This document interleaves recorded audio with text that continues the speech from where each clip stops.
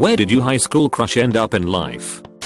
She's a drug dealer now. And she is marrying some douchebag who works at his dad's company. It's me. She's marrying me. I'm a douchebag. And her drug dealing is legal. She's a pharmacist. She's working for a McDonald's franchise owner of 10 stores doing payroll and customer complaints. Sometimes I call in and say my cheeseburger was cold and I'd like a refund, and she tells me to shut the hell up and don't spend too much time after work at the bar because she's making lasagna. She came home with an apology note sarcastically laced with swear words signed by the owner and a free Happy Meal voucher. She was 15, I was 16 when we met. We've never been apart since 1988, except when I was shipped out for a bit in the US Navy. Married almost 26 years now and raised 4 awesome sons. She's like literally sitting right next to me on the couch. But for about 20 years, she wasn't. We crushed on each other in high school, but never said anything to each other. We both went our separate ways and had our separate lives. 20 years down the road, we ran into each other and found out that we both were getting divorces. One thing led to another, and we've been married for 5 years now. Couldn't be happier.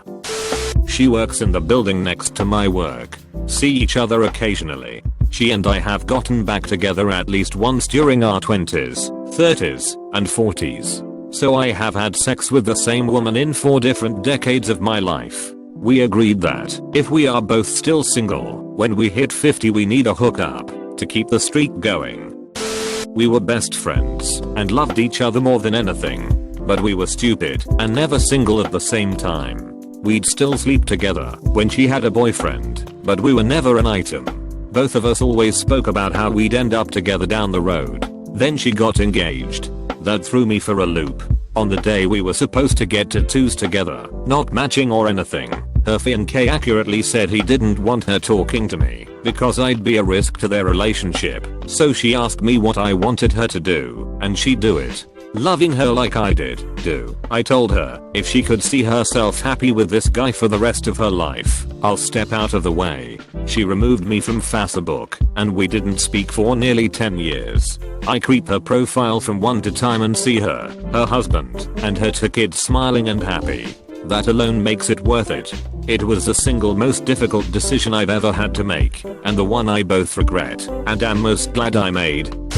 About 5 years after college I ran into her at a bar. I was my friends who knew some of her friends. I lived down Tare Street from her for like 15 years and always thought she was the most perfect girl in the world, but she was cool and I was not. Well, at the bar she had no idea who the hell I was. Definitely was odd for me as I had worshipped her forever. Now I'm happily married to the love of my life, kids. So no harm done. I just found it odd that she had no idea I existed. He's really smart, and I expected him to go to an Ivy League or something. He ended up not going to college and opened his own barbershop business. It really changed my perspective on the expectation that college is necessary. He's living proof that if you have a dream or a vision and you work hard, you will be rewarded. He's now currently engaged and just opened his 2nd barbershop. My high school BF cheated on me with a 14-year-old while we were 18 in my parents' house I was letting him live in after he dropped out of college after 2 weeks and his mother wouldn't let him return home. That pretty much shattered me for years and years. He ended up getting a drug possession charge. He had to have surgery on both of his knees. He became extremely overweight. He was married for 11 months before getting a divorce. He lost all of his hair. I do wish him all the best, but I'd be lying if I didn't feel some sort of justice in his obvious karma. She did really well.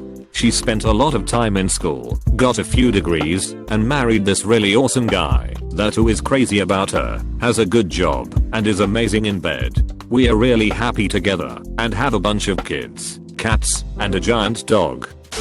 I actually reconnected with my high school crush when I was 27. We hung out every day, messed around, all the perks of dating, but he wouldn't commit.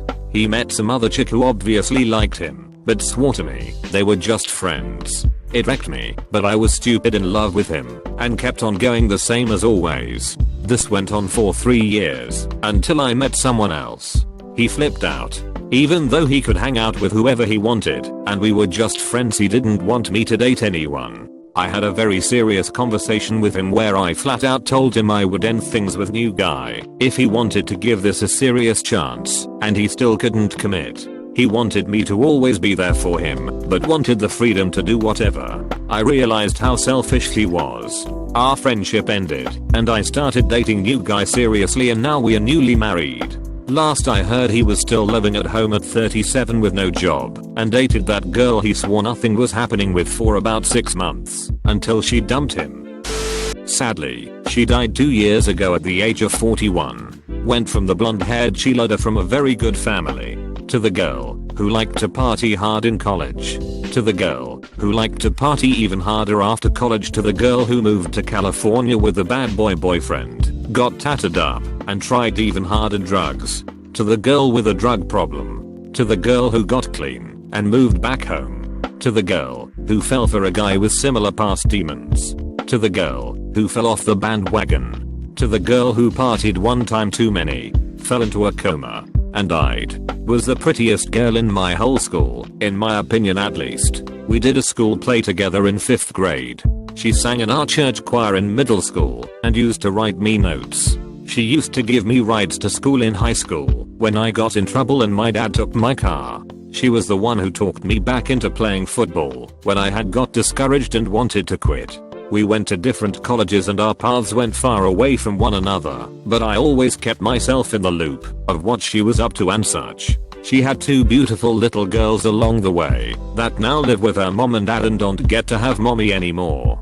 Breaks my heart. She was my first crush. She was my all-time crush. But she's gone. I always thought we'd end up reconnecting at least, but I never even got to say goodbye. My crush in high school, we ended up together and then broke up in university before it even started, and then she dated one of my friends and now she's with him for the last N years. We don't keep in contact, but whenever I see them, I feel nothing but friendship. Didn't even bother me they were dating, and they did meet each other by chance. It is a pretty small world. She's doing well though, like super smart, making tons of money, and I'm here on Reddit. Local politics. Township supervisor. He is not very bright, but is attractive and listens well. His lack of brain power suits the job well. He is sympathetic, but never actually does anything as a leader. He will go along if many people want something. He can sit through long boring meetings. He doesn't have the brain power to disagree or argue. Nice guy. Great looking. Lump on a log. Perfect as a politician. No idea. We were close friends back then. But when she got a boyfriend we were seeing each other less and less. Then I got a girlfriend and we never saw each other again for some reason. A few years later she contacted me once she was single again with clear intentions of something else, but I was still taken and loyal. A few years back I tried to recover that friendship, but now she's married, and her husband didn't like the idea of an old friend showing up out of the blue. For some reason it's my fault, she says. People is weird.